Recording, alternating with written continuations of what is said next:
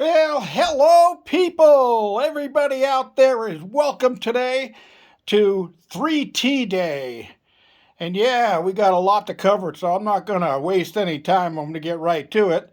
And all of this was spurred by a question by Tortuga Lisa. Um, that's the name of her channel, Tortuga, Tortuga Lisa, Lisa.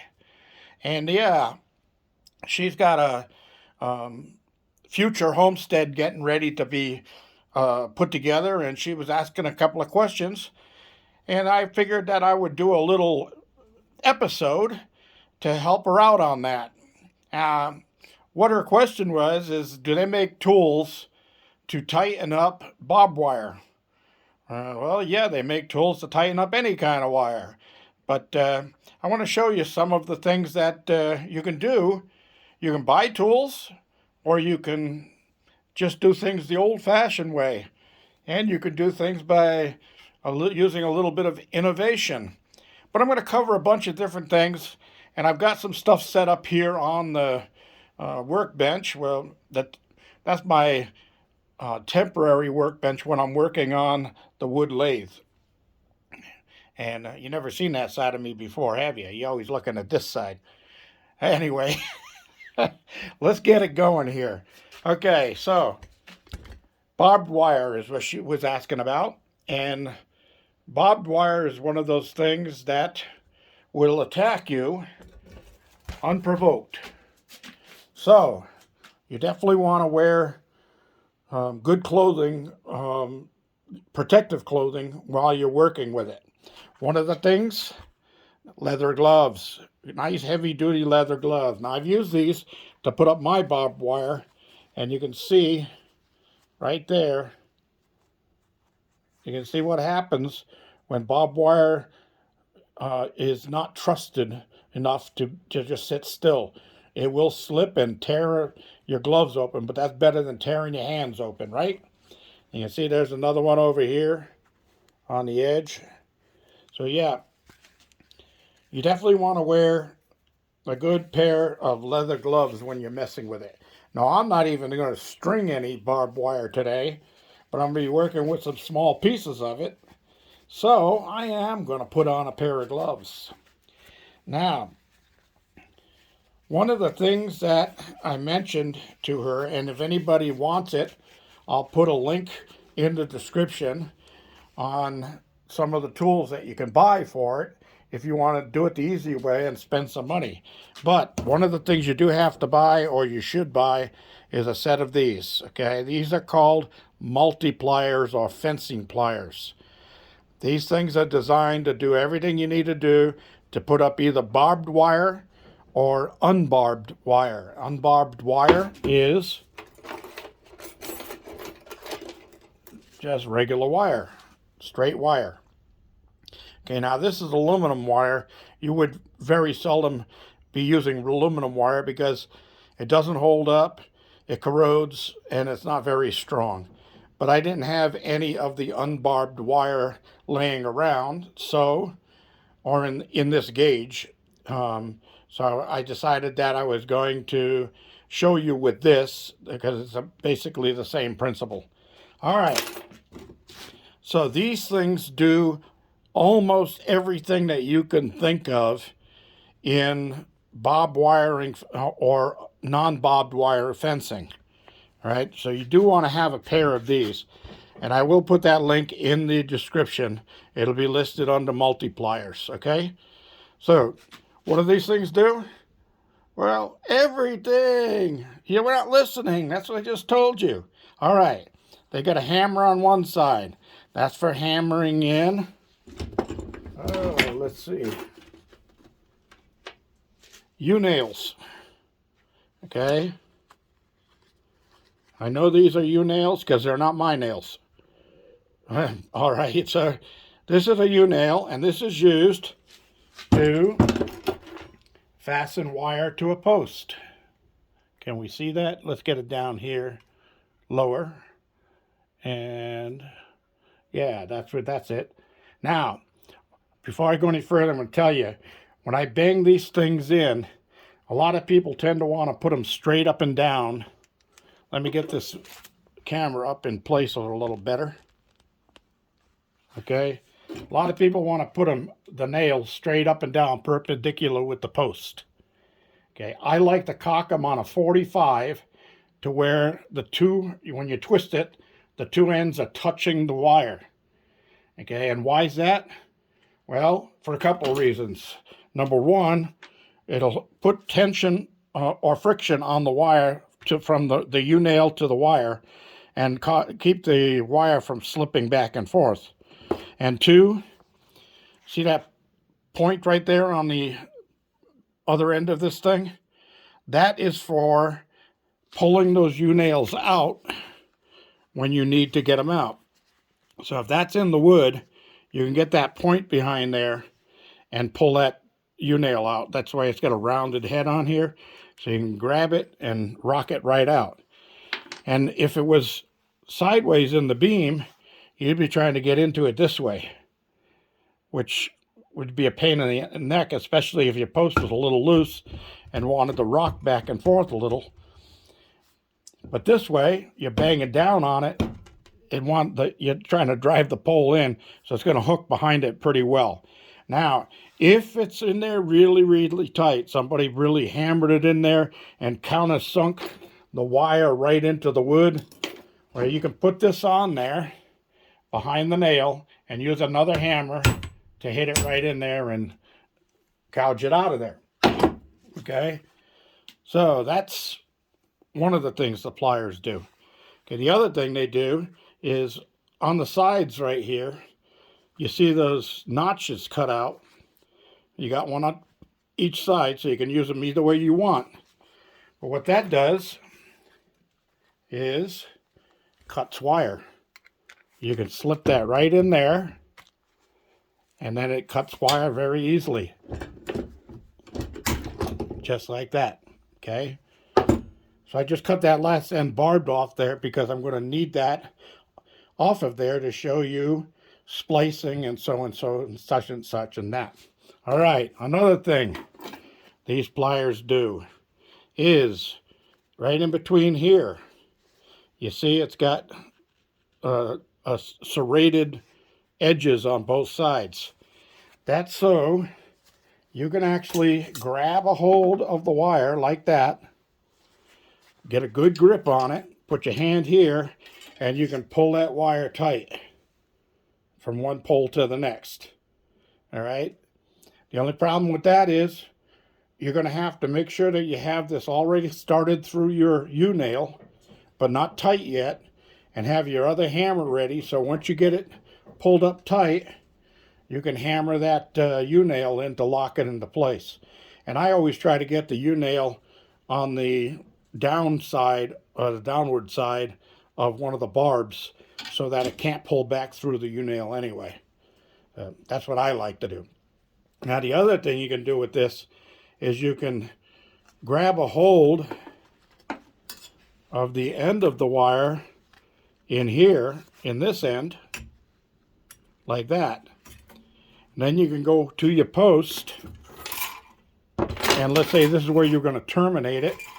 You can bring it around your post like this, and then use the pliers as leverage to wrap it around the pole and pull it tight.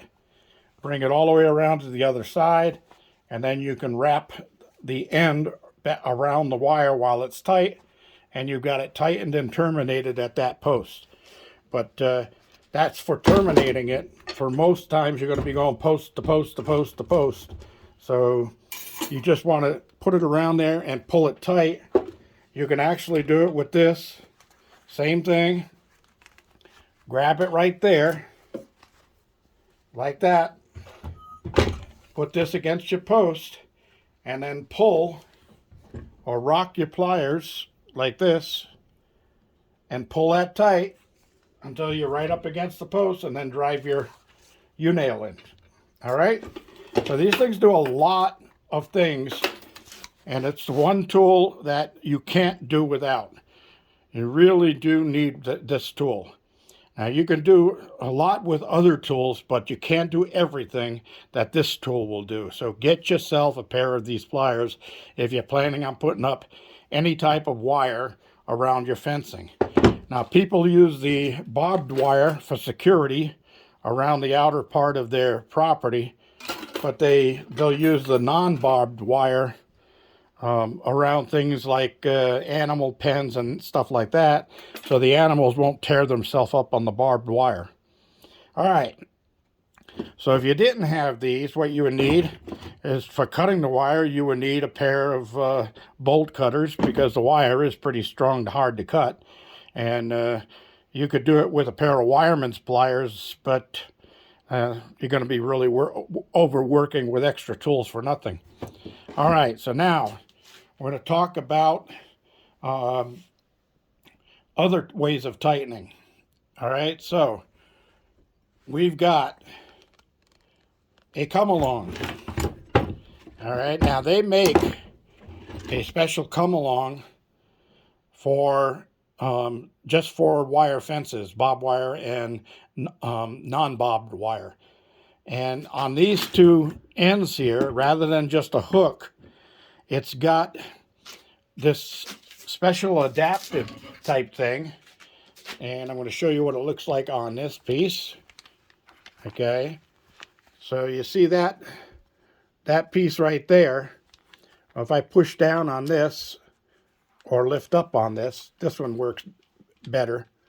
So if I push down on this, you see how that lifts up? Well, then you put your wire under that and let that drop down, and that's going to hold that wire from being able to go back that way. It's locked in place. The more you pull on it, the tighter it gets under there. And then when you get it to where you want it, you can release it. Okay, so they have that built in to the wire stretcher that you can buy, and I'll put the link to that also in the description. Now, you can use a regular come-along, and a regular come-along is handier around the homestead than that special tool just for stretching barbed wire and non-barbed wire. So you may be stretching wire for 1 week of your time, putting up a fence around your place and things like that, but then that tool is just going to sit there and do nothing. Whereas a come-along, you can use that for lifting, you can use that for pulling, all kinds of things that you can do with this thing. So, you can pull two items together, you can hook this up on a hook overhead, and then bring the cable down on the other end and hoist things up off the ground so you can work underneath them, things like that. So yeah, this comes in a lot handier. So how do I hook this onto the bob wire? Well, let's move down a little bit here and I'll show you. All right. So let's say, this is the one that I cut right here. Let's say I wanted to bring this wire closer to this wire because there was a gap in between the two, but they were sagging down the line. So I need to pull the two together. All right, so what do I do?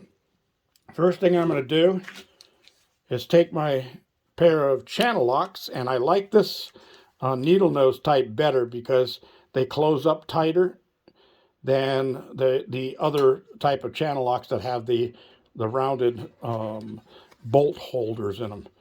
So what I do is go right behind one of the barbs, and it could be that one or this one. It doesn't matter.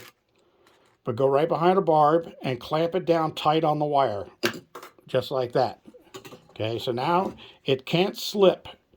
So now you can take this hook from your come along and clamp it over the wire behind your pliers. So now it's got a grip on the wire. Let me get that back in the frame. So now it's got a grip on the wire. So you do the same thing on the other wire from the other end, and then you use your come along and you crank your come along. It's a ratcheting type unit. and it'll hold each time you click a tooth. It won't slip back on you.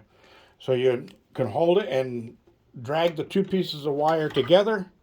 Once you get them together, then you could either do a double loop, one loop on this one and another loop on the other one through each other and hold them together, or now we get into another section, splicers. Okay, so this is a double ferrule splicer, and the way this would work is, let me get this off of here. Good thing I got gloves on, because that barb was trying to get my finger. Okay, so we got these two wires, and we just pulled them together with our come along so we're at this position. Well, I can slip this over this wire and then slip this one into that wire like that. Then this has to be crimped. Now that requires another tool. Okay, so the other tool would be a hydraulic crimper. And I have that back here. This is a hydraulic crimper. Okay, so this thing, you have different jaws that can go in. They're all different sizes. And then you turn this to the on position, and as you pump it, the jaws will come together, as you can see. And they'll crush that ferrule around the wire so it can't slip back out. And then this has an automatic retrieve when you turn it to the off side. Okay, so these are a little on the expensive side, but they're nice to have. But like I said, if you're going to be just putting up a fence around your place, no need to spend all that extra money. So we go into another way of fastening them. Okay, you can use one of these U-bolts. Now, I don't like these for a simple reason that when you put this on the two wires, one side will hold really well, the other side won't. The other side will slip under tension. So try to avoid using this one if you can. But if you own a drill press, like I do, you can make one of these. Okay, so this is just a 3/8 bolt, and I drilled two 3/16 holes through the center of it right there. Okay, so now I put one nut down low and one nut up high. So what I can do is bring the two wires together, put one in there, put the other one through there, and then I can tighten up this nut and tighten up this nut, and then either use channel locks or 3/4 wrenches. Grab one and the other and turn them opposite directions, and that'll lock that wire together so it won't come apart. Okay, so that's a neat little trick that you can use. Okay, the other thing you can do, you can use this on cable, straight wire, bob wire, and all other kinds of things. Now, on cable, you say, well, why cable? Well, on cable, you're going to sometimes put up a tower of some sort, like I did for my wind turbine, and you're going to want to be able to adjust your guy wires as they stretch, because cable will stretch under pressure for long periods of time. So you want to be able to adjust them. So then you use what they call is a turnbuckle. Okay, so you're going to put one cable through here, and you'll use a loop piece like this on your cable, and then you would use this saddle type clamp on the cable. Now, I know I just said I don't like these clamps, but that's for when you got two dead ends going together. Okay, you got two dead ends going like this. We're going to be putting, when you use a cable, we're going to be putting a loop in the cable. So when you do that, let me see if I can show that. Sorry, it's hard picking things up with gloves. Okay, so we're going to slip this over the cable, and then we're going to bend the cable around using one of these things inside of it so that it doesn't squash together when you tighten it. And then you put this down like this, and now you can slip this back through. Now, here's a secret.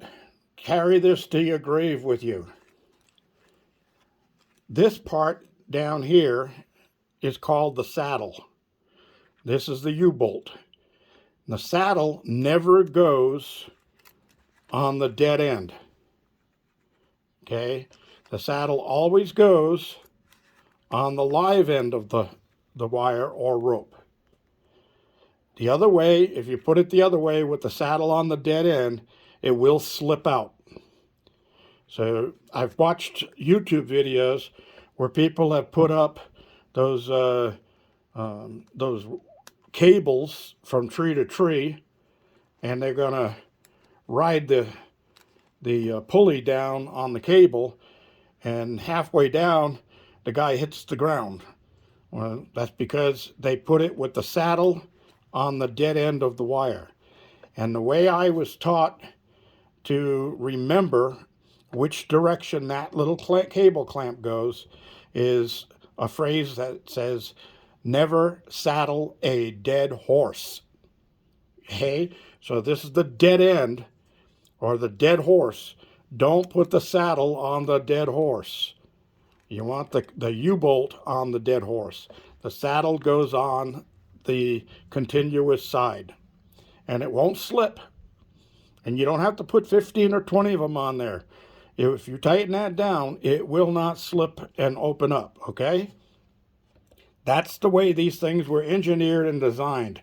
So take that to your grave with you.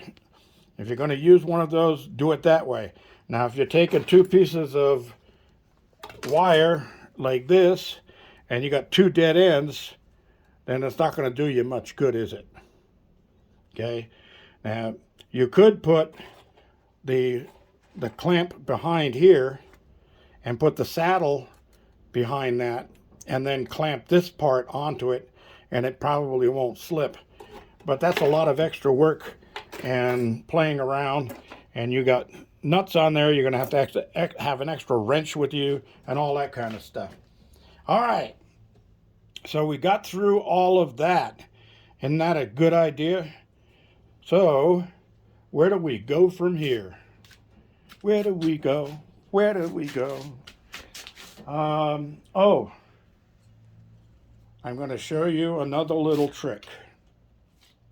All right. So over here in the vise, I have a piece of T-bar or T-post. This is the cheap ones. And for those of you who are interested, I bought this at Home Depot. They're about $5 a piece. And these things are made out of cheap, lightweight metal. They bend pretty easily. The only thing nice about them is they have these little open up eyelets on there where you can put a wire behind it and just nail it shut and save yourself some time. But they're not super secure or anything like that. And they will break very easily. If somebody climbs over the fence, they just put enough stress on it to bend these things down to the ground. So they have the really heavy-duty cast iron T-posts, and they're exactly the same price. I found that out the hard way. So now when I go there, I buy the heavy-duty T-posts, and that's what I use to finish my fence around the property. All right. So what I was going to show you here is a way that you can make your own tightening come along, because on the T-post Now let me get a piece of barbed wire, and let me get a T-post connector, and I'm going to show you. Okay, so here's your barbed wire, and it's going to run around your T-post like this. Okay, so this unit would come from the back of the T-post, and those two little ears drop over. I like to put them the other way. I like to put them under and drop the wire into it. And then I can grab it with my fencing pliers and pull it as tight as I can to get it so it's not sagging.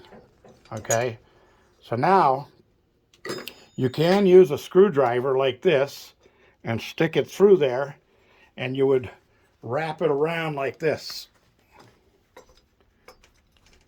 Okay, and that gives you the grip on the wire. Now we got to do that again over here on this side, but I don't like using the screwdriver because it slips too easily. What I like to use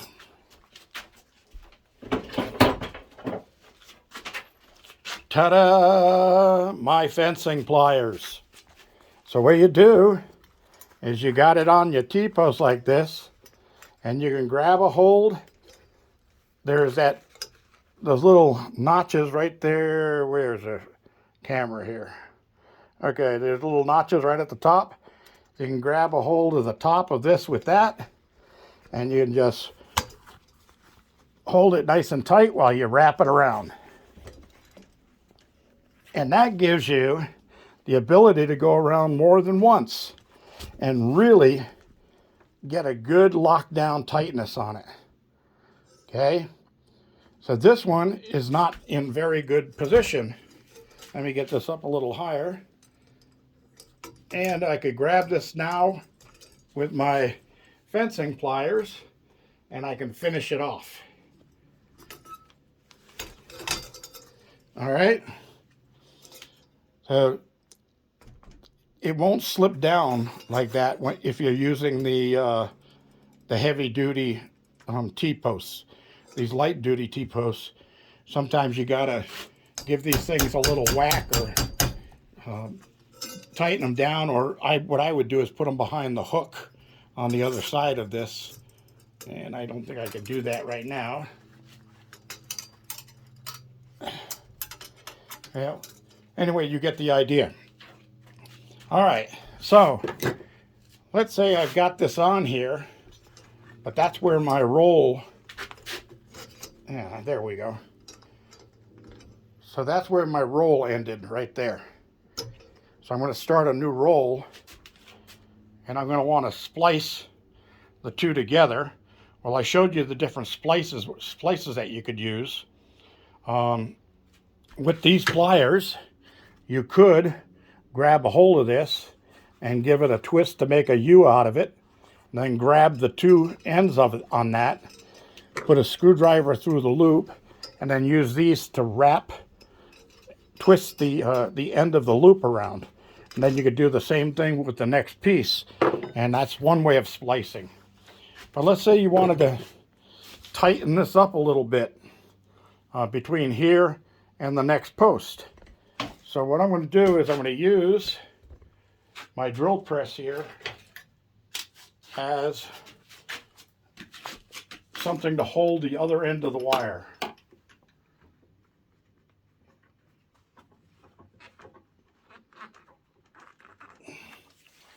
All right, so now I have this wire right here, and I have this wire right here.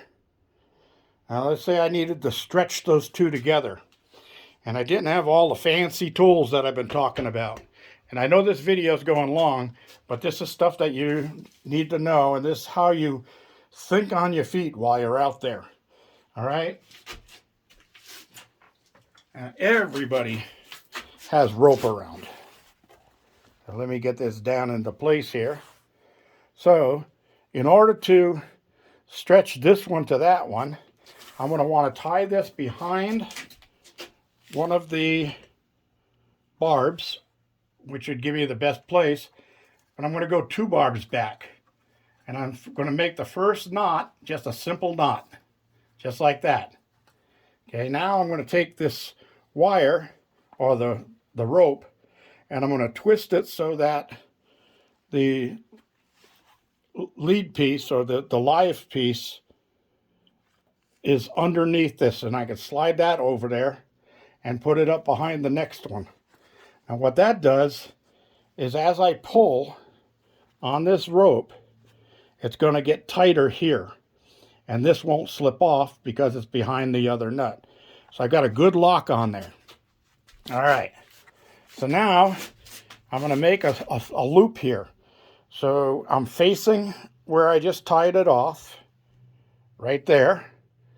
And right here, I'm going to make a loop by grabbing the rope like this and twisting clockwise to make a loop. And then reach through the loop and grab the live end of the wire, or the live end of the rope that's going down here. Okay? So now I got a loop in there. So now, oops, that would go and fall out right at the last minute, wouldn't it? And let me put it in here, maybe it'll stay better. There we go. Okay, so now I'm going to come to my post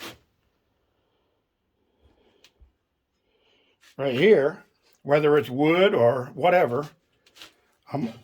Now be careful when you're doing this that you don't do like I just did and pull the loop out of there. So you're going to go around your post with the rope, and you don't have to get the whole rope around it. Then take the other end back to where your loop is, right here, and slip that loop through this loop. Okay, now you can grab a hold of that loop. Let's see if I can get you in frame here.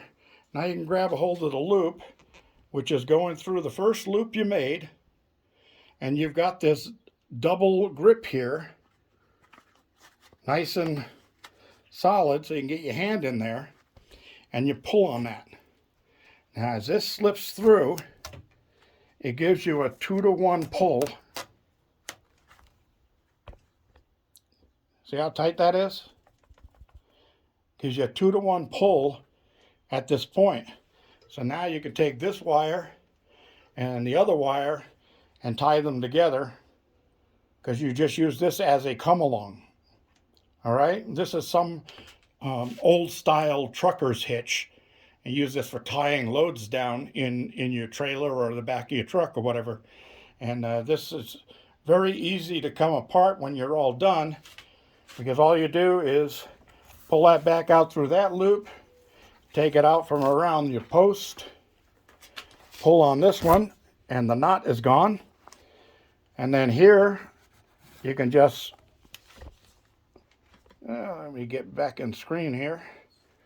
Here you can just pull that loop loose and then pull this loop loose. Okay, so there's no major knots or problems to deal with. And that's another way of tying the thing together. All right, everybody. I want to thank you for joining me. If there are any questions or comments, leave them down below. I know this was a long Tool Time Tuesday, but we've had to cover it. And I hope this got some questions answered for you, Lisa. Don't forget to say hi when you read it or as you watch the video. This is G Bear reminding you, thumbs ups down there, and over here, down there, is share and subscribe. Don't forget those. It's still free. This is G Bear signing off.